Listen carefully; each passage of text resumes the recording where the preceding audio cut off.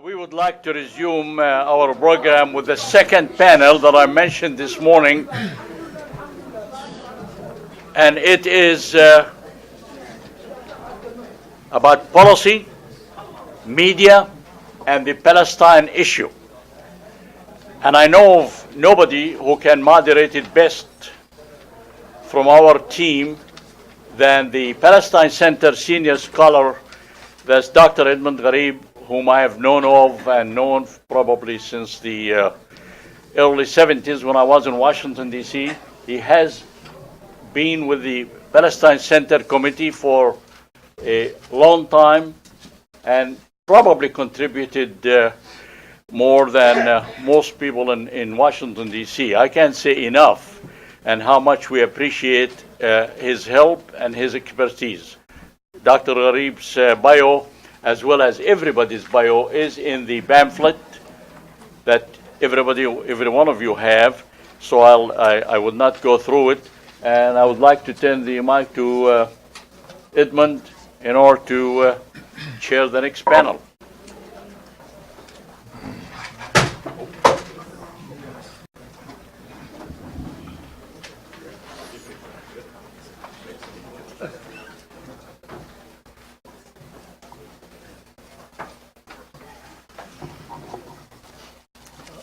Thank you very much, Subhi, for those kind words. And I know not all forms of inflation are necessarily unpleasant.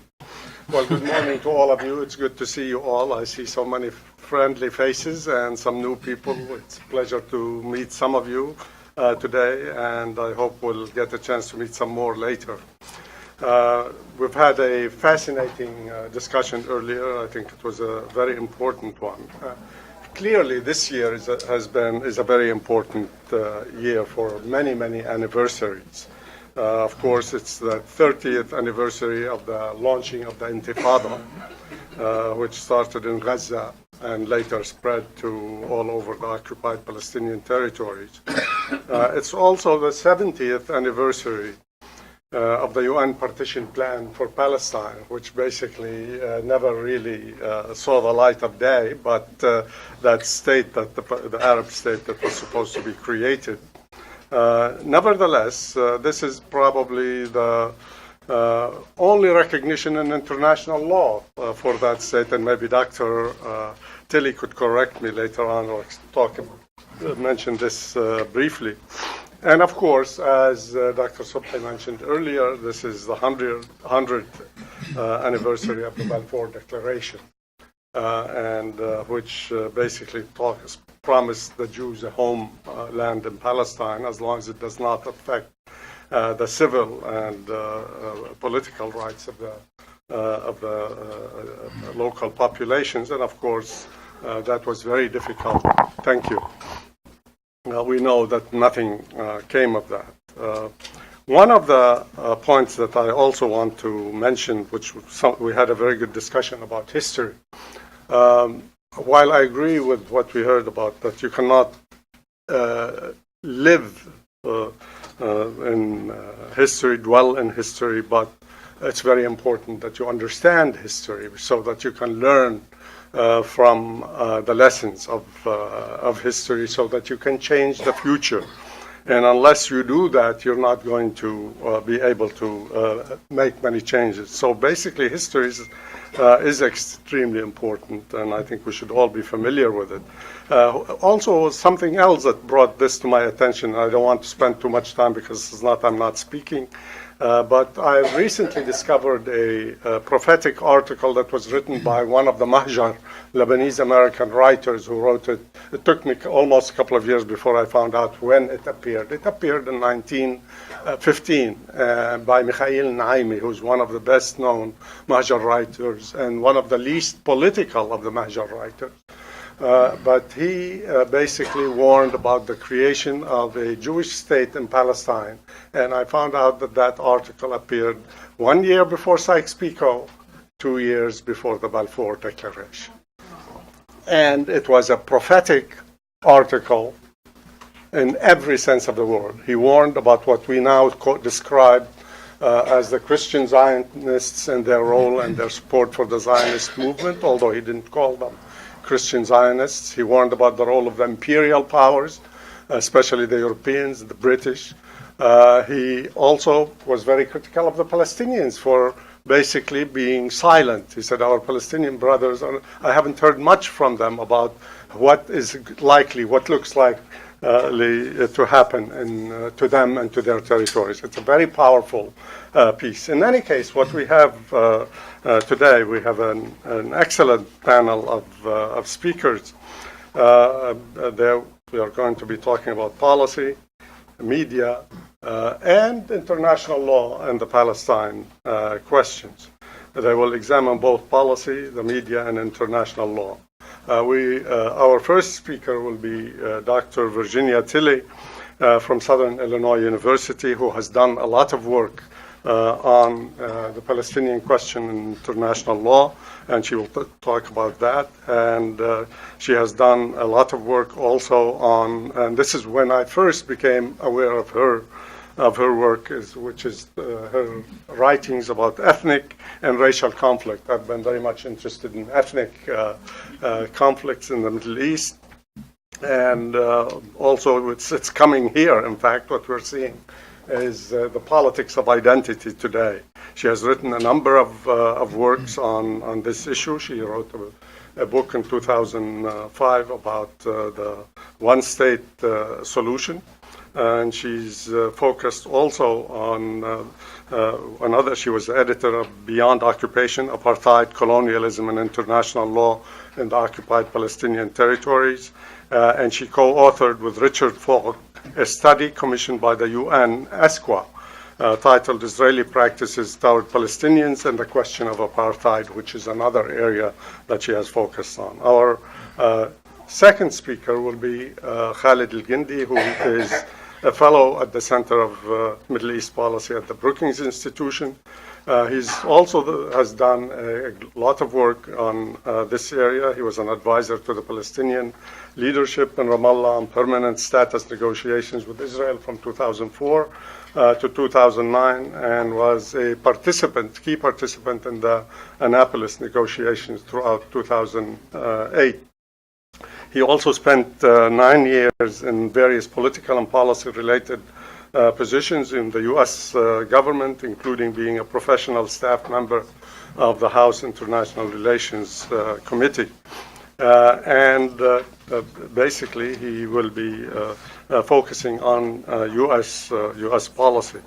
The other speaker, who's last but not least, is a good friend, Sam Husseini, who is an independent journalist, and who is, I think, also a journalist who still practices what journalism is supposed to be, and that is questioning authority, questioning power, speaking truth to power, and also playing the role of the watchdog, which is the main role that the press ought to be playing, and he will focus on the role of the American media and policy. I think the last thing that I want to say before I invite the speakers is that this topic is extremely important, because what we are seeing now is that Western policies, U.S. policies, have enabled occupation and the Israeli policies in the Middle East, and so has the media, while many have ignored international law. And that's why I think we have this excellent panel of speakers who will address some of these issues. Let me invite Dr. Tilley to the podium.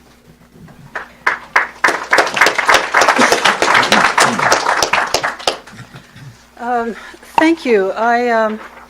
I'm really happy to be here. It's like having oxygen. You know, I mean, usually when we're talking out in the world, we're struggling against so much lack of knowledge about the conflict, and it's just liberating to be here. And I thank the organizers very much for the invitation. I was asked to speak on two completely different topics as the debate went forward. So what I'm going to do is the unwise strategy of trying to do both in a lousy 15 minutes. I've learned from Ali Abu Nima never to do something like this because he's always so well organized, but I'll hope you see why I'm going to try to cover both, because they're so integrally related. The first is the climate in the United States, particularly, but also Europe and the UK, notably, for pressure on principled scholarship on Palestine. I don't have much to add about what we already know about that. I think it's a climate of fear. I think there's a great deal of intimidation going on. There's some courageous fights going on. There's some victories. I think what's happening in the UK is particularly ominous, but we have seen some recent advances, such as the recent decision in California that against a frivolous lawsuit brought by Israeli advocates. So I'm not going to talk about that, having just talked about that. I'm going to leap over all of that and talk about more subtle forms of censorship, as I see it, that have impacted, frankly, my own work and my own research in ways that I think are unfortunate. Maybe I'm being selfish in that respect, but I hope you see why I feel bold enough to share it with you. These two other subtle forms of censorship that we're experiencing, I would call a pressure on NGOs and self-censorship. Now, on this question, I'm talking both about the general defense of Palestinian rights, the promotion of information about the conflict and the suffering of the Palestinian people under occupation, and the racist laws within Israel itself. But I'm specifically interested in new forms of conflict resolution concerning the demise of the two-state solution, which we now see all these formulas saying it is dead, but now we have to act as though it is not dead. What I would like to point out is that this is this kind of strange cusp of paradigms between the one-state and the two-state solution has been translated through a rather nefarious mechanism into censorship, a form of self-censorship that I perceive, and I'm prepared to be corrected on this, and I would be happy to be corrected on this, but that is the pressure on NGOs brought by funding leverage. And the way I see this working is through the Palestinian Authority. I realize I'm going to maybe bother some people with this, but here goes. And you'll see how I draw it together, I hope. First, we must consider that the Palestinian Authority, the PA, is a Bantustan government. Now, it's often called a Bantustan government, but far too little work has been done to explain what that actually means. There's insufficient knowledge about the South African model and the use of that term in this context. The apartheid study that I did with Richard Falk for the United Nations, where we delved into that in depth, clarified this further for me. The specific qualities of a Bantustan in an apartheid regime is to provide the trappings of government without sovereignty, without meaningful sovereignty. You allow domestic civil rule in order to deflect the demand for political rights. Political aspirations become centered on the Bantustan rather than the dominating power. Security becomes the condition for remaining a Bantustan, for the leadership of the Bantustan to remain in power. The leadership must, above all, sustain security for the dominant power. That is the condition for their remaining in power, and they know this. This formula cultivates, the Bantustan itself cultivates the collective logic that it's the best that people can get under the circumstances that prevail, and that true sovereignty is somewhere down the road if you can just make this formula work properly. But in fact, sovereignty is never intended. This is crucial to understand about a Bantustan, that it is designed to preclude meaningful sovereignty because the dominant power cannot give up that sovereignty for reasons to do with natural resources, demographic control, and so forth. So this means that the dominant power must sustain the Bantustan to serve that function, and that is why funding for the Bantustan leadership is conditional on sustaining the Bantustan in a way that will deprive it of sovereignty. I hope you're following. So the Bantustan masquerades as a multi-state, or in the case of Palestine, a two-state solution, in which rights for Palestinians, or the excluded people, the dominated people, will be achieved through partition, a partition down the road somewhere. Yet the Bantustan itself becomes the principal agent for the repression of dissent against the limitations inherent to the Bantustan. Am I holding you with this? Yes. Okay. This means that funding to the Palestinian Authority and endorsement for funding from, say, the United States, or promises to fund, become entangled with these conditions. And this creates an increasing dilemma for sympathetic and solidarity NGOs, because they are strategically made dependent on funding or the authorization of the Palestinian Authority.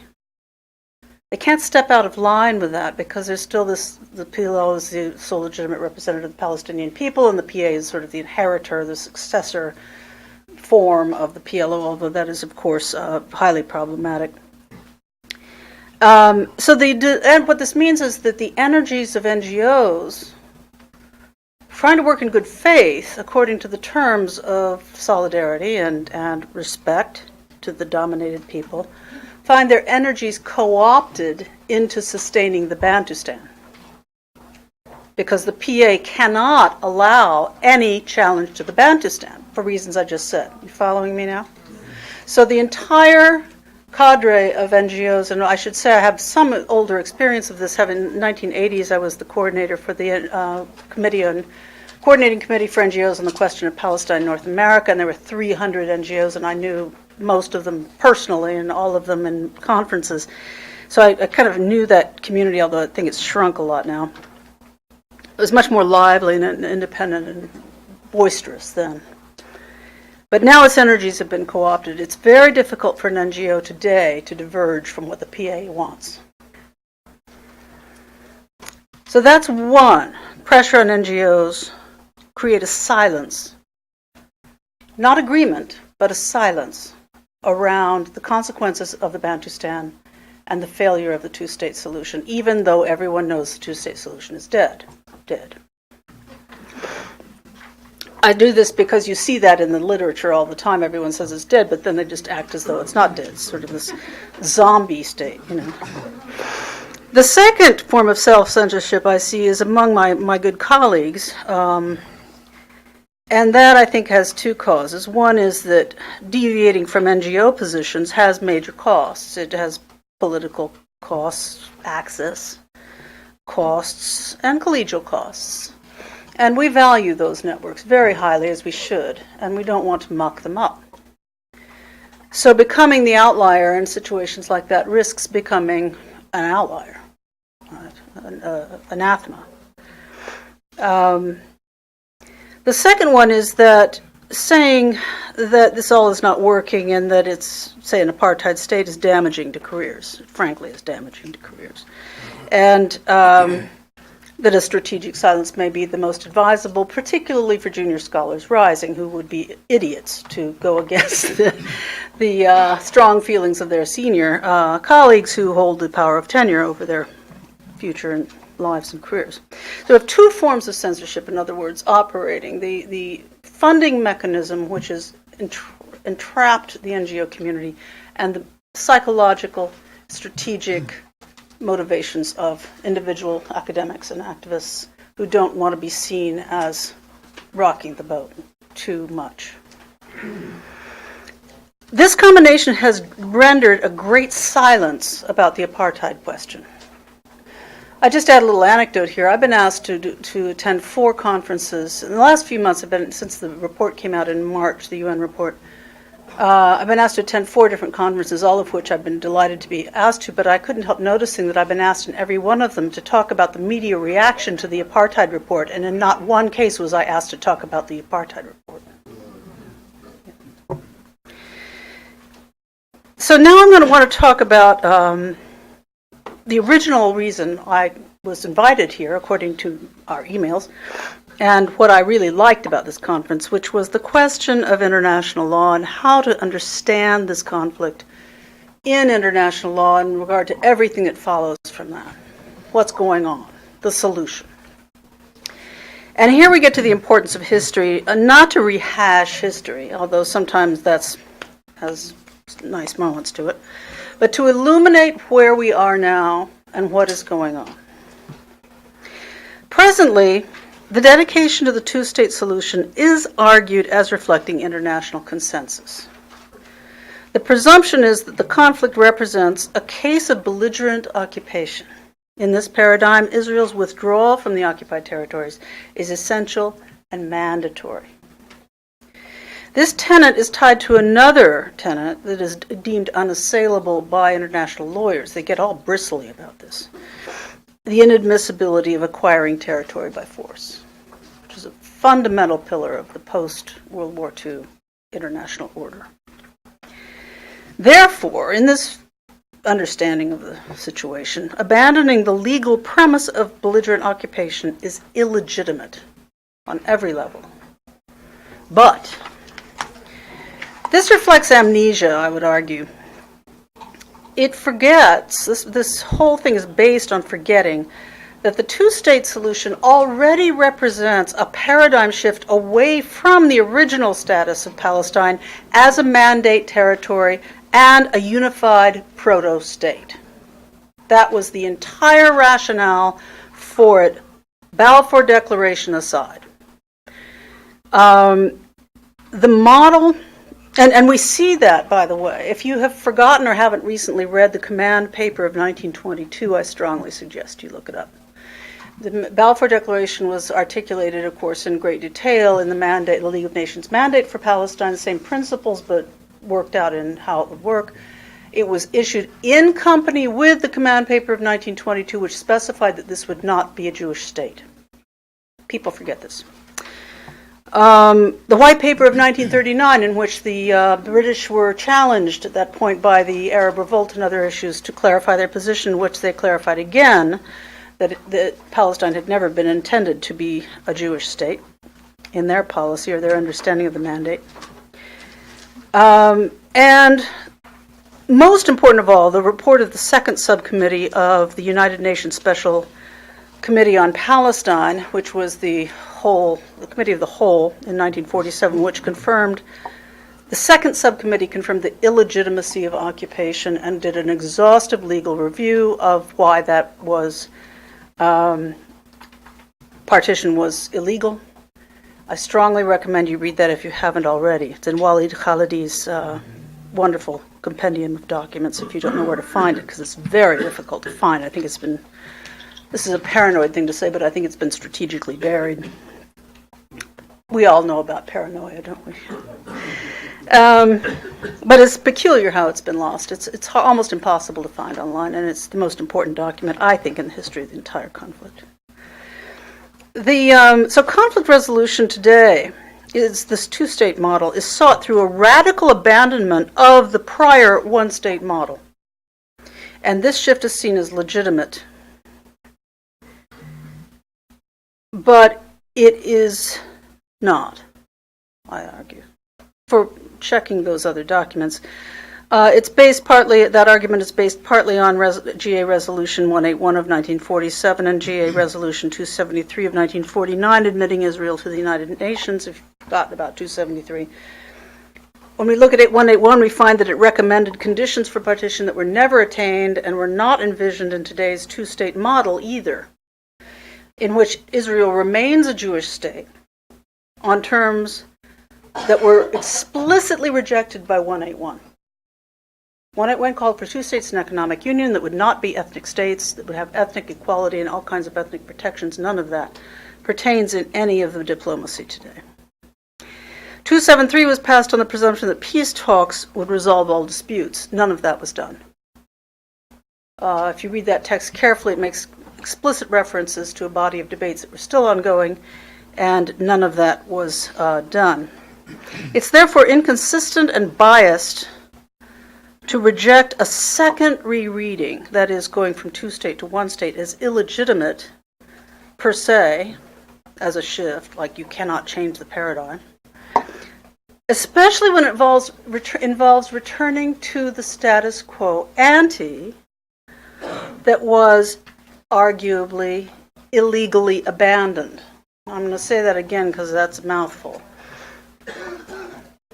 The one-state premise was abandoned for partition through measures that were at the time and today would still be considered illegal. Yet the shift back to that first model, rejecting the illegality of partition, is being called illegitimate. You follow me here? Everyone say yes. Yeah. So this shift has two premises. The shift to a one-state model has two premises. That partition was illegal and that abandoning belligerent occupation as the model through which to interpret the conflict is consistent with international law, as two states are not. And here comes the apartheid finding.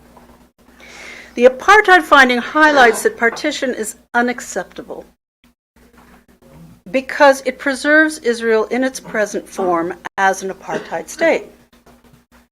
It says Israel will be the same state with the same character and the same racist laws and the same self-declared mission within just different borders. Now, was this admissible in South Africa?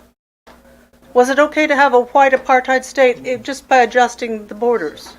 It's unthinkable. No one even imagined such a thing. And in this case, that's what's being done. Sustaining apartheid is not admissible in international law, nor was it allowed in 181. And the so-called international consensus of 181 must be deemed obsolete and cannot be said to provide any legitimacy in the sense of international opinion to an apartheid regime. Apartheid is a crime against humanity wherever it arises. Law aside, on a purely practical level, international experience is that apartheid is inherently destabilizing to international security. This has been reiterated many, many times by the General Assembly based on the evidence. And that sustaining Israel as an apartheid state is therefore not advisable for those seeking a stable peace because it will preserve in one part of the territory the conditions for conflict that are inherent to apartheid anywhere it arises. So to conclude, and I'm grateful to you guys for holding on to all of this, the two-state solution assumes that Israel as a Jewish state in its present configuration is consistent with the historical wishes of the international community, international law, but it is actually a historical deviation from precepts establishing Israel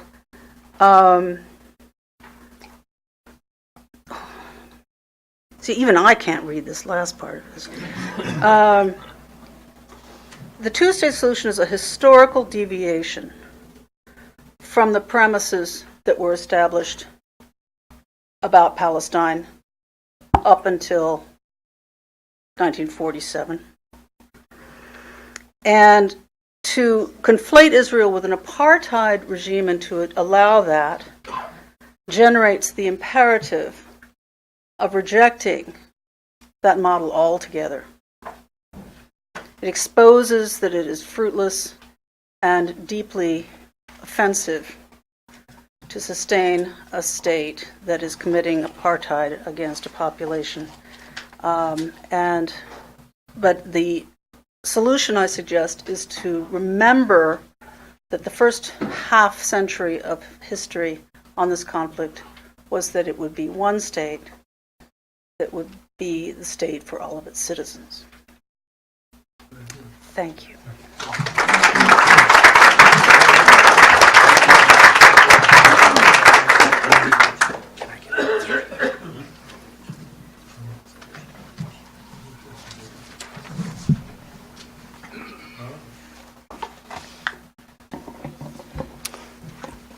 Thank you, Virginia, and thank you, Edmund, and thank you all for being here. I'm always happy to be back at the Palestine Center.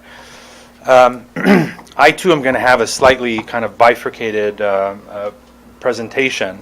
I had come here sort of with one set of ideas that I wanted to talk about, and then Virginia's presentation got me thinking in sort of broader terms. And so I thought I would, I was going to focus on Trump and the Trump administration's policies in relation to past administrations and so forth. But before I do, I'll still do that. But before I do, I thought it might be useful to kind of situate this particular moment as I see it in history.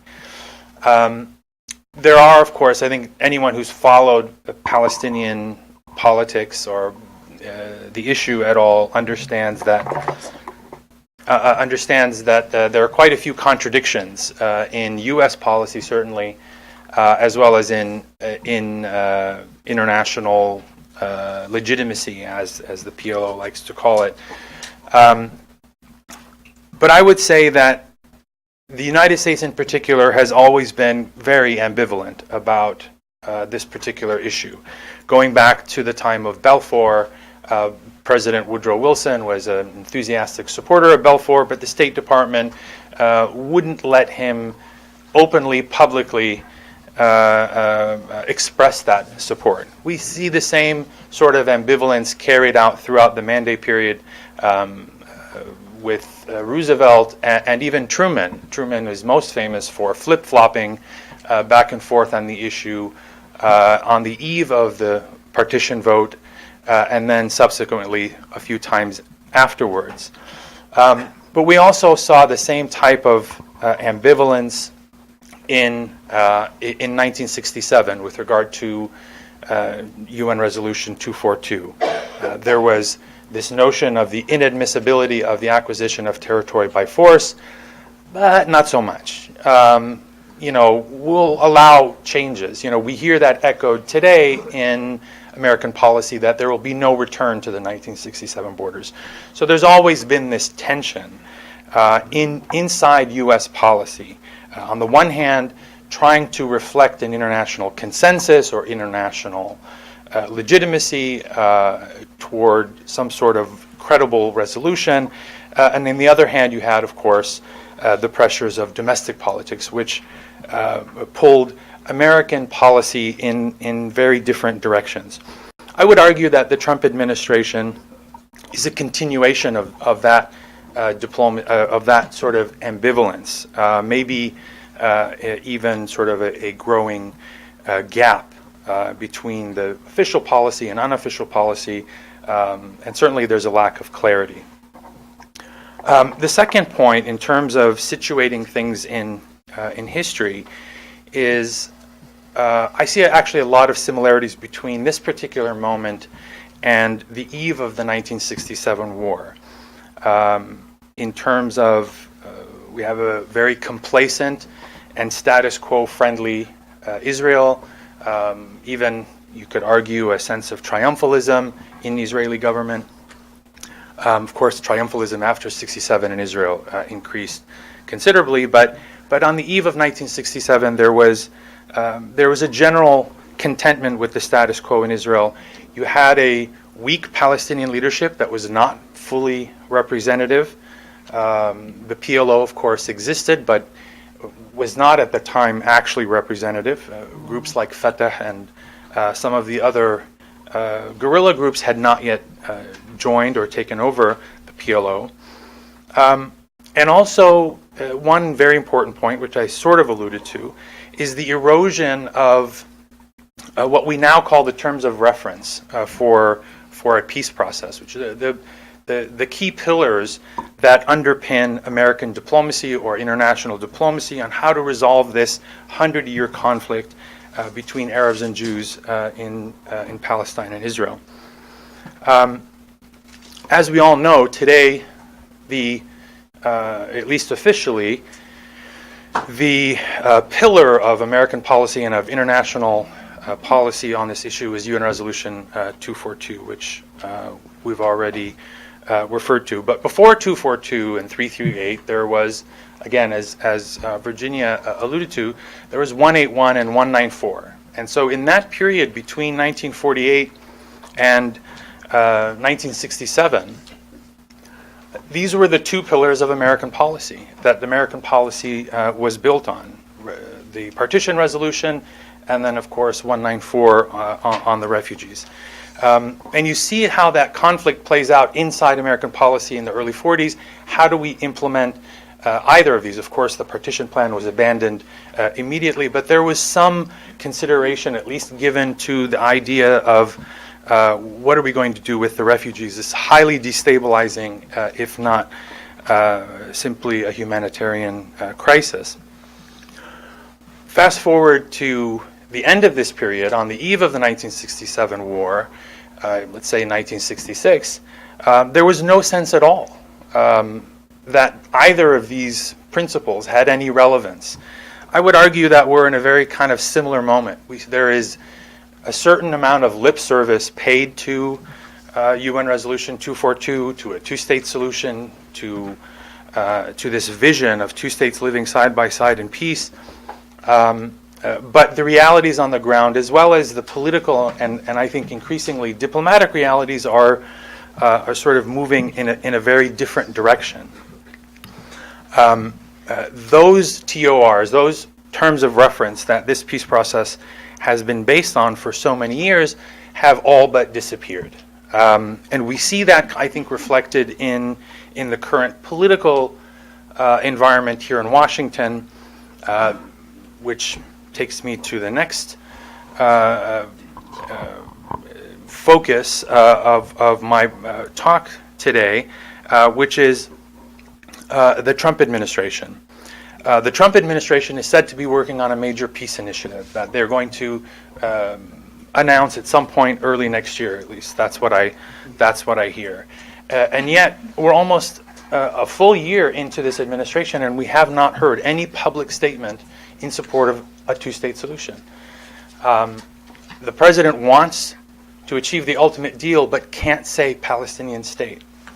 At the same time, we see a Republican-controlled Congress in which that party has removed all language from its platform related to two states. So I think we're already in this period where we're so far from those original terms of reference and so far from not just reality, but even psychologically and politically, Congress, at least a good portion of Congress, and perhaps even the administration, in any case, much of Washington, is already post 242 and post two-state solution.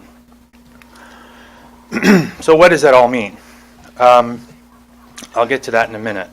But we see in this sort of ambivalence, this growing gap between what, actually not just a growing gap, we used to talk about a growing gap within U.S. policy between the stated policy and the reality in the past few administrations. Now we have that gap, but also a great deal of vagueness and lack of clarity.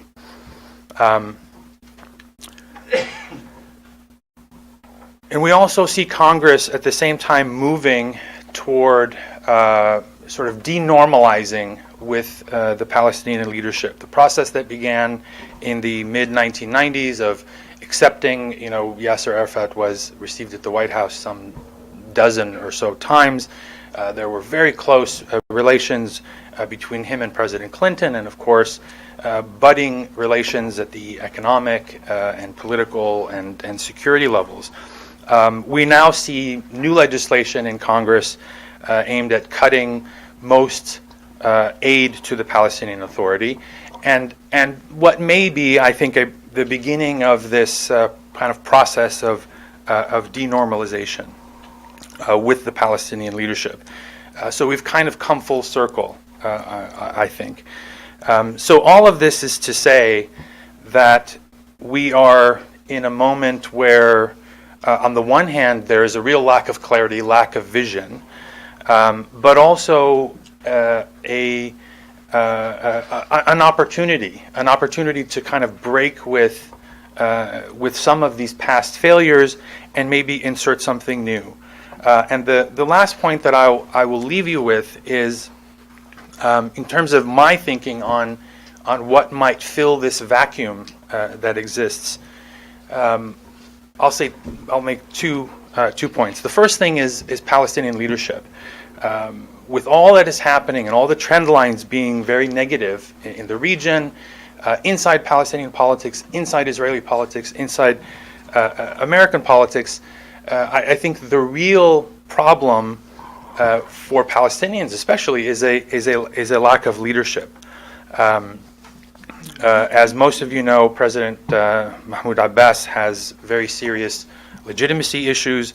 There is, of course, a division within Palestinian ranks in the occupied territories. And most importantly, there is no real political or diplomatic strategy on how to resolve these very, very pressing issues. So I think the number one priority is not necessarily a diplomatic initiative by the Trump administration or even the international community, but mainly to fix the Palestinian house and to put the Palestinian house in order.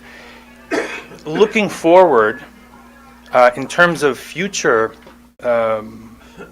what might fill this vacuum politically or diplomatically, I think we have to, I agree with a lot of probably people in this room, that we have to look beyond the traditional ideas of partition and traditional two-state solution, particularly as it is conceived of here in Washington, which is something like the Clinton parameters, and think more in terms of creative solutions, not necessarily a one-state solution, because I don't see that necessarily as politically viable for a number of reasons. And I don't see it. I don't see a political constituency for this idea on either side. One, there are no political movements or parties that influence the political discourse that have embraced the idea. And of course, you have a very serious problem on the Israeli side with the idea of one state. But I do think we need to start investigating new thinking in terms of not just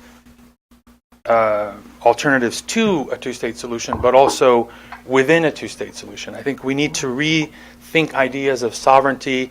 It is conceivable to have two nation states that exist in Israel and Palestine, perhaps with open borders, perhaps with some sort of shared sovereignty in some form, in part or in the whole of the territory. And I think these are probably, at least in my view, I think a much more, certainly a more equitable version of the current reality, in which we have, of course, a one-state reality that is highly imbalanced, with one dominant group over another. But it is also, I think, a bit pie in the sky to imagine a scenario where Israel is going to pull out 400 or 500,000 or even 100,000 settlers from what, in their view, is the biblical heartland. So I think we have to reimagine the solutions that exist along this spectrum between one state and two state. Thank you.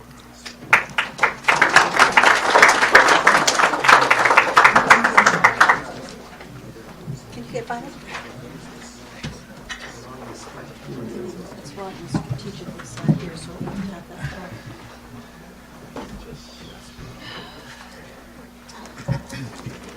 Thank you. Thanks to the Center for inviting me and putting this on. I'd like to thank especially the title of, or at least the subtitle of this meeting, Adversity on All Fronts, I think does speak to our current moment. I'm going to try to deal with it on a policy realm and then a media realm, and then talk about some potential solutions, at least for the media realm. My main work at the Institute for Public Accuracy, I should say, I feel this is a little bit unfair here because I deal with lots of different issues. Global warming one day, and we put out news releases, and Social Security the next, and so on and so forth. So contrary to what you might expect, I'm not, or at least no longer, a specialist on Palestine per se, although it informs a great deal of what I do.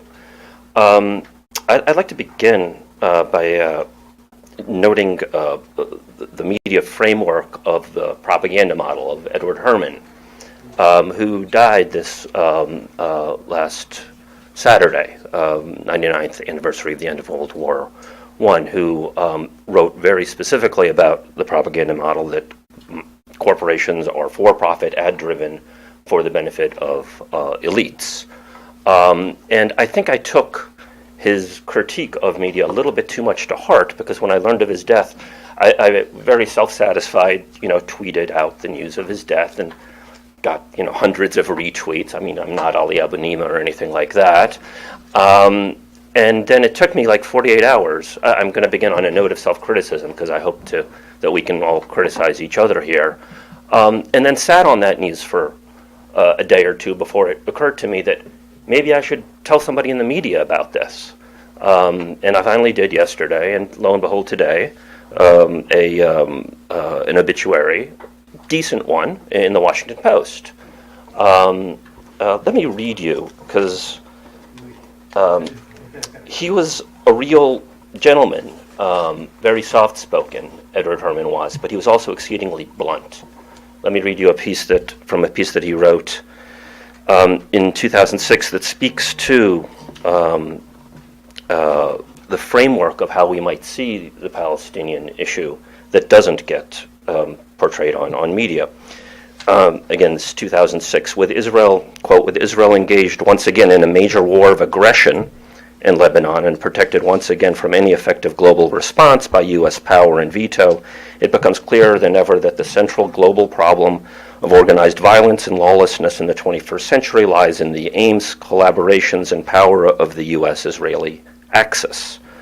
Continues, the partners in aggression and state terrorism reinforce one another's projection of power, the out-of-control superpower protecting its regional clients' ethnic cleansing, while the Israeli lobby within the United States supports the violent projection of power by the United States, which provides further cover for Israel's escalating regional violence.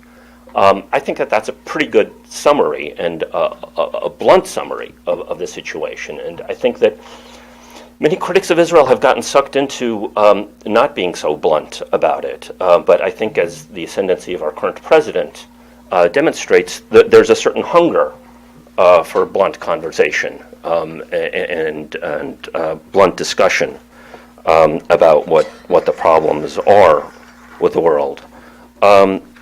Part of the what I think we need to be careful about is some terminology. I never tire of, not particular to the Palestinian issue, euphemisms like defense budget get used by people who are presumably for cutting the so-called defense budget. Once you use the term the defense budget, you've lost half the game by not calling it a military budget, by not calling it, as Chaz Freeman, a realist, calls it, the offense budget. So once you enter into parameters of discussion of Israel's democracy, as the United States engaged in a quote-unquote peace process where that is the goal, where the goal of U.S. policy is stability, Khaled sort of stole my thunder. I'm very angry at you by the distinction between stated and actual goals is fundamental to understanding what is going on. Once you buy into the stated goals having anything to do with the actual goals, you become a pawn in the game. That the U.S. is necessarily sad at the bad outcomes in Syria and Iraq, for example. Well, I mean, you go back to somebody like Richard Pearl, who in 1996 wrote the Securing the Realm document for Netanyahu, where they basically talk about decapitation of relatively independent Arab states like Syria, like Iraq, in a de facto alliance with the monarchies. And this goes way back. Yes, we see it now more explicitly with Saudi Arabia and Israel far more openly colluding vis-a-vis the situation in Lebanon. And I think that this spells an incredible threat to the Palestinian people and indeed to the people of the region. Israel benefits by the decapitation of Syria and Iraq. I don't even know what the U.S. goal is. I mean, was the U.S. goal regime change in Syria, or was it just simply regime deflation? I think every regime, we talked about South Africa. I mean, Nelson Mandela, I recall, I'm certainly no expert, correct me if I'm wrong, but as soon as he went to the UN, one of the first things out of his lips, not only was solidarity with the Palestinian people, was thanking the frontline states around South Africa. Maybe I'm misremembering this. Maybe I am. And the Ba'aths were in Iraq were all the rage among the so-called neocons in the 1980s when they were fighting against Iran. And this is classic colonialism, that elephant in the room that we had certainly alluded to here, but does not get communicated vis-a-vis the... So I'm not necessarily singling out the Saudis, although I think that they are the current dominant collaborator, and need to be called out on it and need to ensure that that does not translate into further calamities for the region, whether it's the people of Syria or Yemen, or the Palestinians or the Lebanese or anybody else.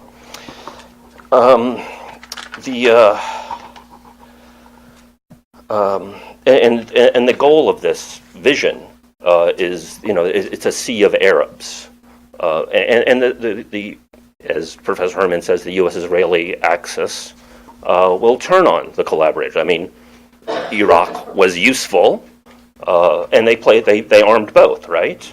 And I think that we see patterns of that vis-a-vis Syria. Keep the conflict going for as long as possible. Trump, in a moment of honesty, said, let them kill each other during one of the Republican debates, if people recall. Which, I mean, it's kind of funny, because he says it. I thought that was the policy, unstated, and it's almost a relief that someone like Trump comes up and says it, even though he's pretending that it's not the actual policy.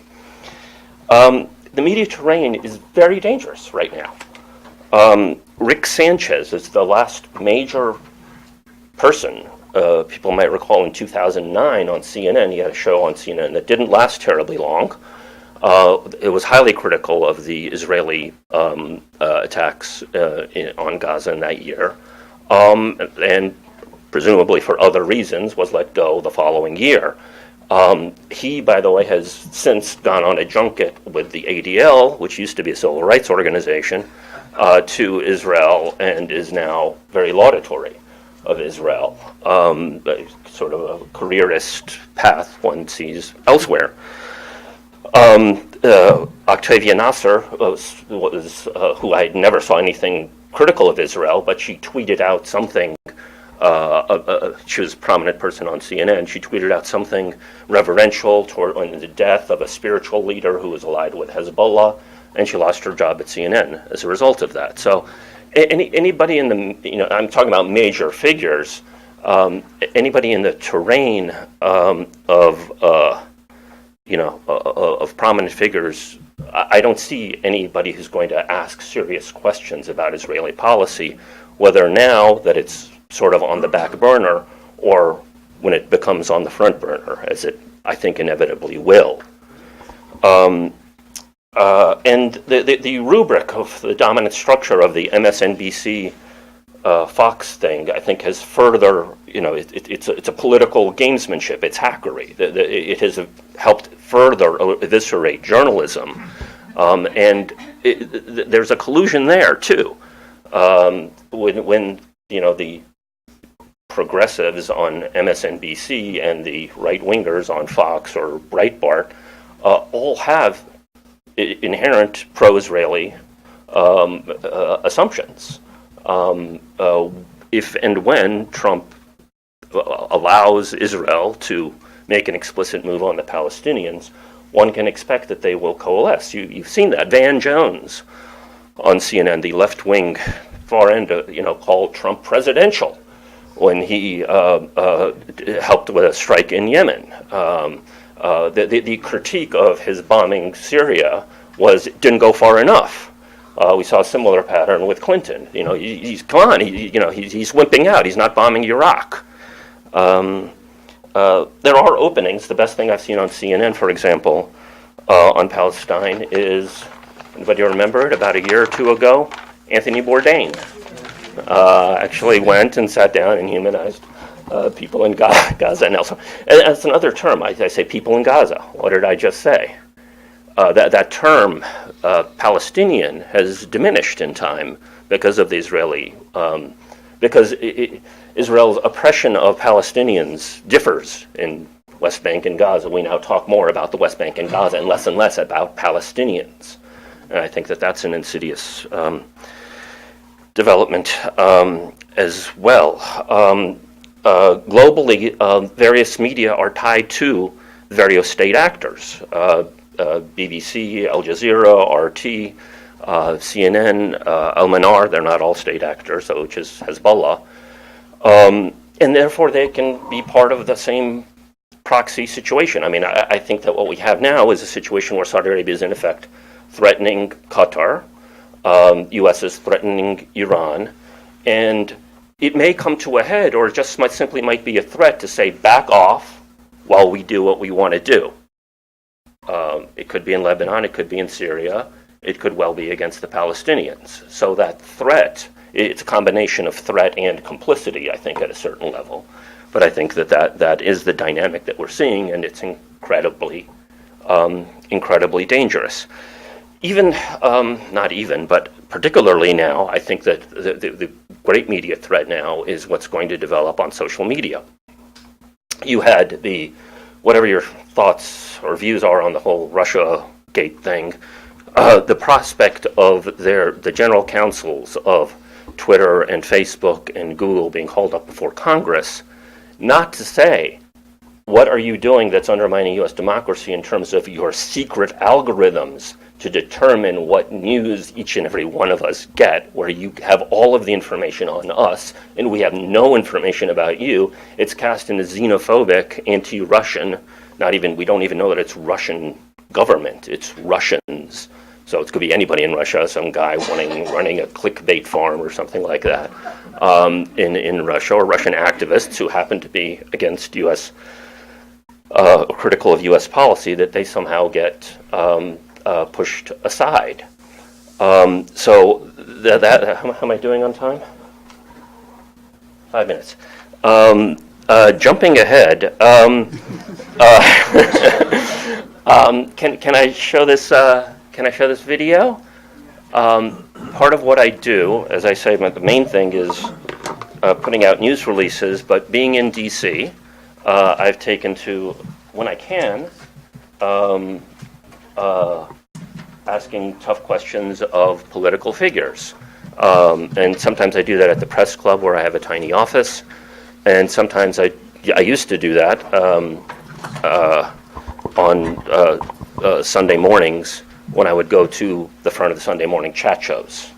They get asked softball questions on the shows, and there's a stakeout outside where there's a microphone.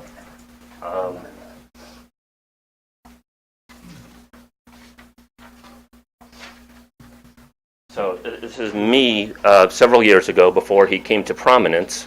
He got asked some softball question, and I, instead of asking about the topic of the day, asked about one of the great big elephants in the room that people in this town don't want to talk about. So it sort of speaks for itself.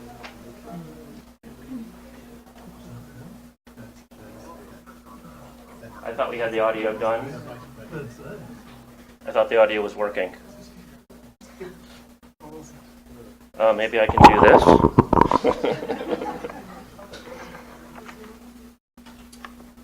You've also served on the Foreign Affairs Committee. Do you know that Israel has nuclear weapons?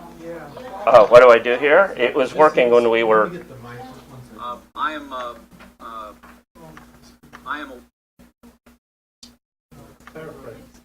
Click on the the audio on the left. On the left, thank you, Emily. Third icon on the left. Bottom or? Yeah, just where you are. We have a problem with it broke off. Just give me 1 second. Okay, I'll trust him to do it. So I'll just chat until we take care of that. So I think that there's a substantial opportunity to talk about solutions for a bit here. One is asking tough questions of political players.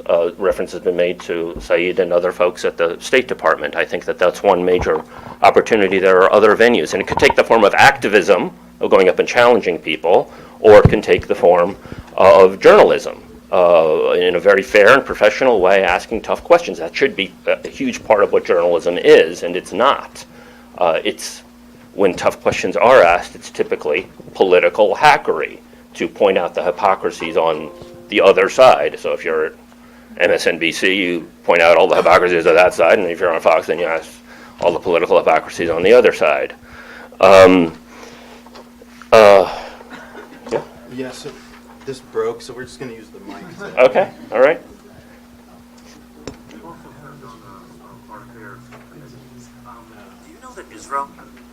Do you know that Israel has nuclear weapons? I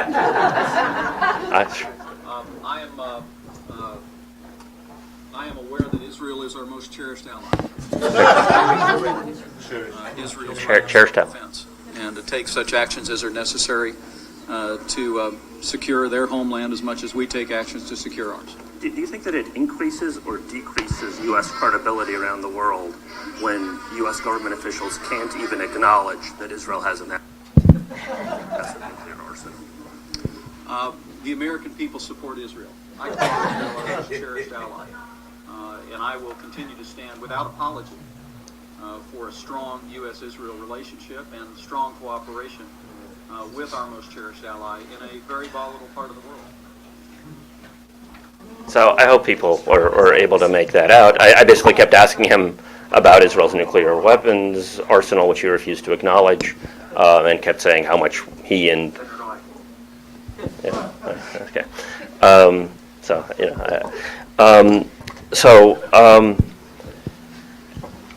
I think that that's a substantial opening that can be done with minimal resources, and that the questioning and answer tough questions that are being asked, that they be clipped and utilize the power of the internet. I mean, I don't trust Google and Facebook and Twitter, but we got to utilize the openings that we got. I got, Edward Herman's obituary, or helped get Edward Herman's obituary into the Washington Post, in spite of the fact that I think the Washington, it's anathema. I mean, he's a major critic of them, structurally to the core. I think that we activists, I did a news release. I tried several times to do a news release on the hunger strikes, wanting to get family members on a news release. And it took a long time to do that. I think that activists can and should organize not simply getting good analysis out there, which is a large part of what I do. I think groups like the Institute for Public Accuracy need to put a human face on the victims of horrific policies. And that might not mean getting a good analyst out there. That might mean getting a family member who is reasonably articulate of a hunger striker, for example, and getting them media prominence.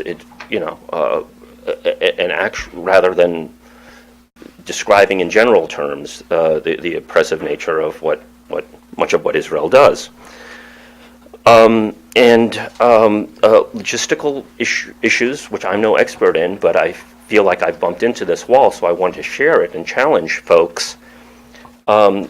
When the next major Israeli strike happens, there need to be things in place. Phone connections of people on the ground, backup batteries of people on the ground. Form like this, we're being live streamed, which I think is delightful, to have, in a situation like that, daily news conferences to debunk the government lies from all sides that are happening by serious scholars. There is a substantial opening to be doing something like that and to use the technology that is there for better ends. One thing that I'm working on is one feature of Twitter that is really good, that as they reiterate Twitter, is getting more and more buried, is Twitter lists. It's becoming, I don't know if people, it's becoming harder and harder to find your own Twitter lists. And what I'm trying to build is a web page of lists, so that you have a list on Palestine, you have a list on different issues in different countries, to try to herd cats, because there's this, ton of information coming out, and how to distill it all, and to use the technology that we have in order to do so in a fashion that is digestible and presentable. So in spite of all the obstacles, I think that there are serious opportunities. Thank you.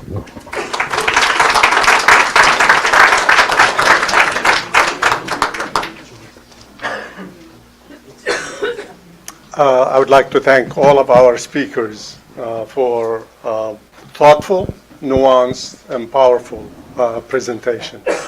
I also would like you to weave, if possible, in your answers. I'm not going to ask you this question now, but if you can, please do, which is what Sam began to do and was doing, actually, to weave in how could we bring about change in policies and politics through the politics? How could we international law be used? How could you change the way the media covers this issue? So if you can, at least through maybe the responses to some of the answers that questions we're going to get, would appreciate that. So let me start by George. I have a question that Microphone. I speak very loudly anyway. I'm wondering what you make up of the development in the Middle East, the Arab-Israeli conflict. That several years ago, Egypt and then Jordan recognized Israel and they have diplomatic relations. Now there are more sources in the Gulf states, Arab states, are dealing with Israel. Do you think this trend has a chance of expanding or not? Do we think that The trend has a chance of expanding, that more Arab states will start dealing with Israel? Yeah, I think we're dramatically seeing that right now. Just over the last week, Yeah. the explicit contacts between Saudi Arabia and Israel Yes. have increased dramatically. So yeah, I think that that's a major thing that's happening, and that can be a major threat. I mean, it's not a peace in a good sense. It's a piece of devastation, potentially. How would the Palestinians then can get their own state anywhere, if at all?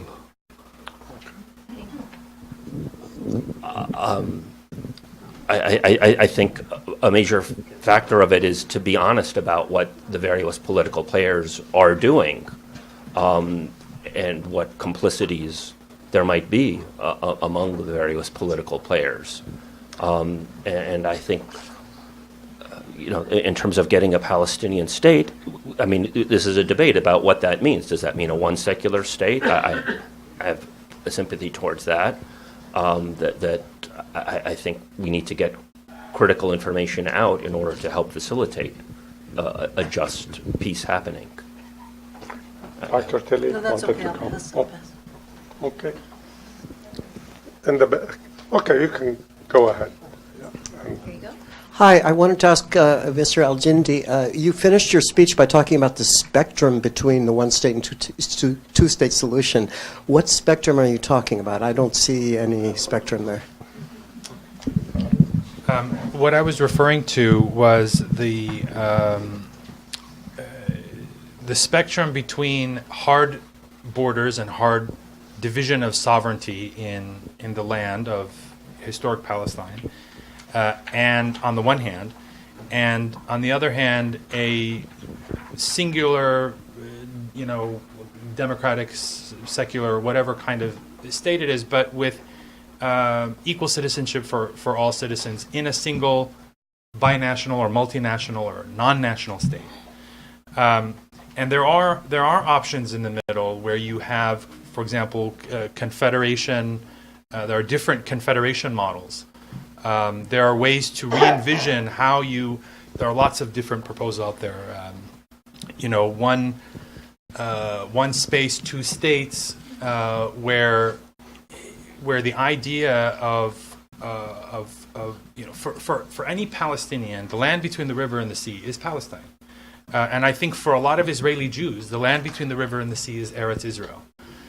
So however they conceive of their own nationhood, it makes partition very, very difficult. And I would say that the consensus, the political consensus for partition that existed, for a two-state solution, was always very precarious and was always, I think, very narrow.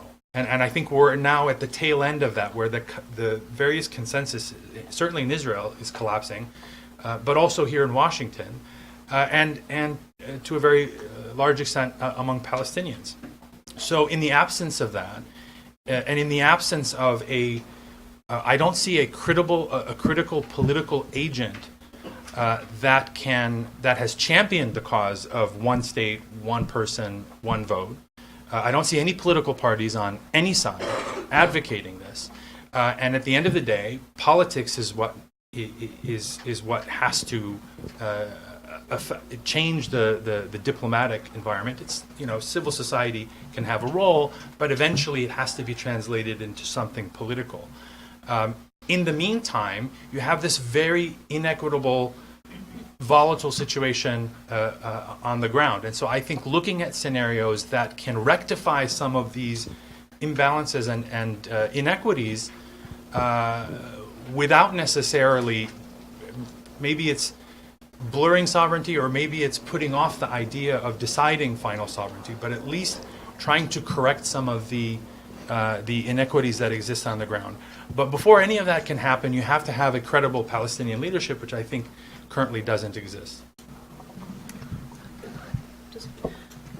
Thank you. I want to hear the rest of your questions, but I've got a couple of points to make in response here. First is that on a spectrum of 1 to 2 states, we have to take in mind, we have to always keep in mind how Zionism works. Okay, Zionism requires a Jewish majority in the state. And the great threat, when they talk about the demographic threat, they're serious about that.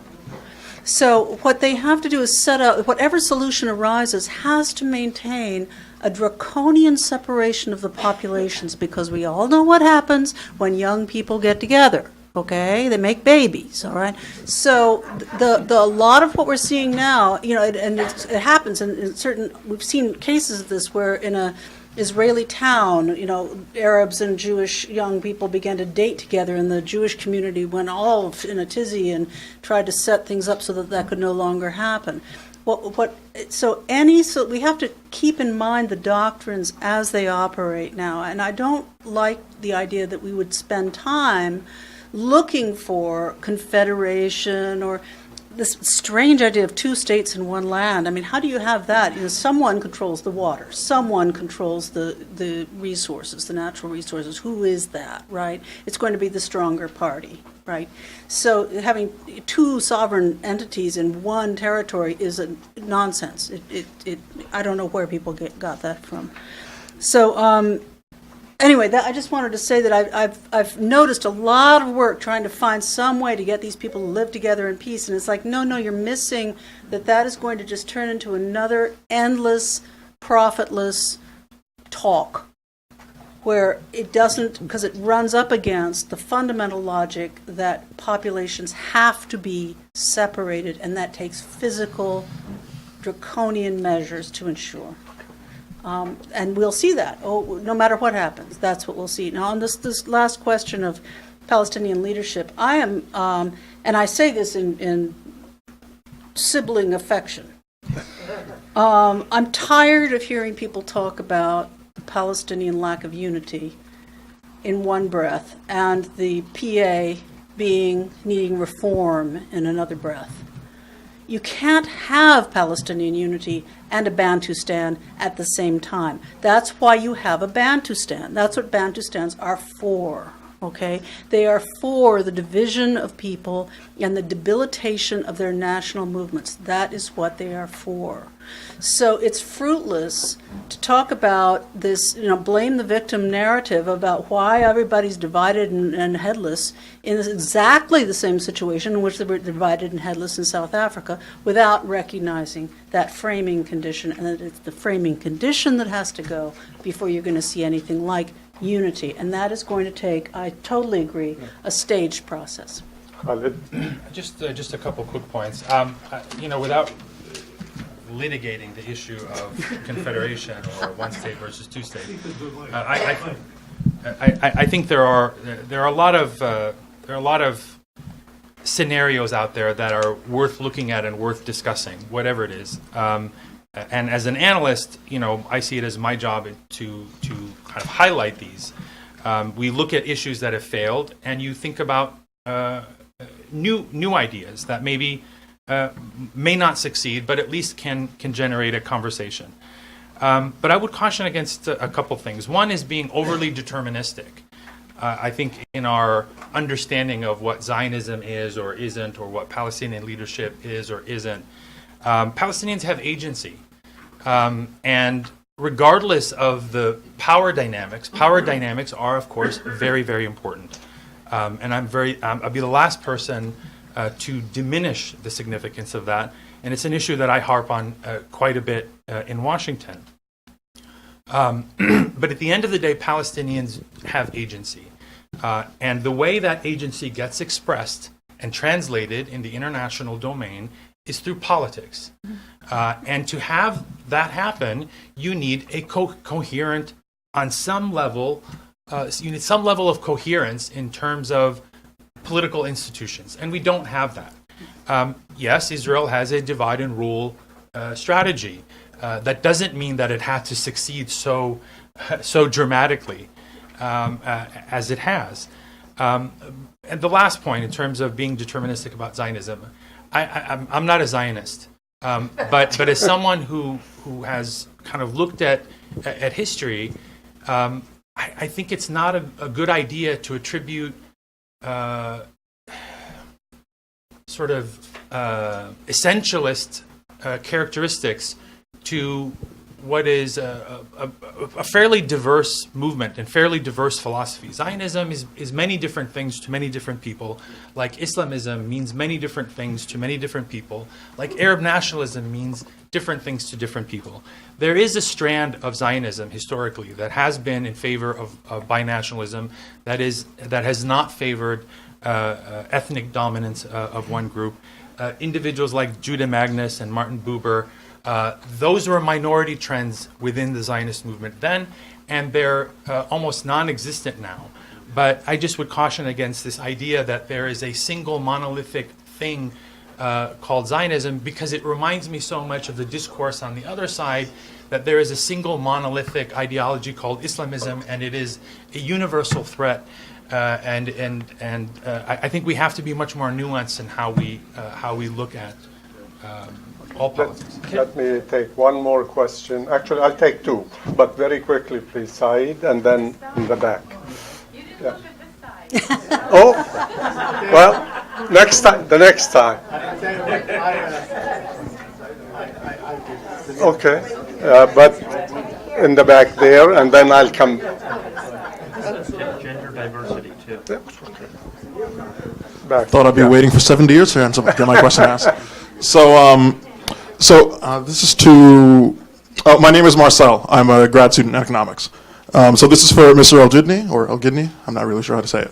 So earlier you mentioned President Trump and his big deal that he had planned. Now, I have many complaints about Donald Trump, but he's not a neoconservative and he's not a Christian Zionist. And since I got to keep the question short, he gave certain indications when he was campaigning that he wasn't 100% committed to AIPAC's ideal vision of what America's foreign policy should be. Like, to start with, the idea of letting Bashar al-Assad stay in power. So he's not committed to Israeli hegemony in the region. Do you think that there's any chance of him being able to extract. Maybe not something we would call a just peace, but anything that might be considered a reasonable concession from Israel if he does make any peace proposal, in a sort of Nixon going to China sense? It's a good question, and I think the one thing about Trump is that he has, I think, scared the bejesus out of almost everyone. I think the Palestinians were initially terrified when he ignored them for several weeks, and then finally Abu Mazen got a phone call, and then they've been very excited ever since. But much less excited now.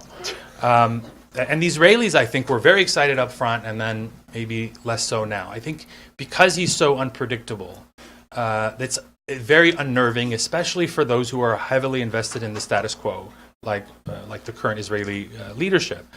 And so it is possible that he may surprise us and go against the grain. And he has that famous press conference where he said, like one state, two state, whatever the parties can live with. That may be is characteristic of him. So there may be opportunities. I tend to think that the political forces that exist in Washington might constrain how far he's willing to go in that direction. I don't think he's going to be freewheeling too much. And we're already seeing kind of the discourse is focusing on economics and humanitarian and quality of life, downplaying political resolution of any sort.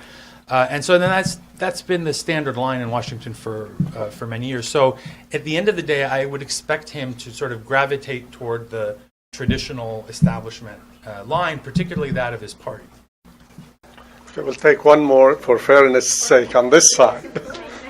But please make it quick, and I also am going to ask the speakers to make a quick response to whoever you're talking asking. about one state or two states, but let's not forget that since 1948, Palestine have been occupied. We should not forget that part. Occupied, and people were forced out of this, so it's Palestine regardless what they call it. Number two, if just in case if there's whatever, one state, two states, would the settlers become Palestinian citizens? Number three, please don't, they already chopped Palestine to three sections. Gaza Strip, West Bank. People have no idea sometimes where West Bank is. Let's maybe refer to as the Gaza Strip, part of Palestine, West Bank, part of Palestine. Always attach Palestine to it. Thank you. Thanks. Anybody wants to comment on that? No, I think that kind of thing is very important. We have to. I've spent a lot of time doing with media bias, and I find that media bias is often the way for it is paved forward by the discourse that activists and scholars adopt, and once you get sucked into using, in effect, propaganda terms, that do the work of, say, the aggressive Israeli government for it, you're in effect paving the way for even more bias in terms of what they can do and how it's reported in the media. Okay, please join me in thanking our panelists for a wonderful presentation.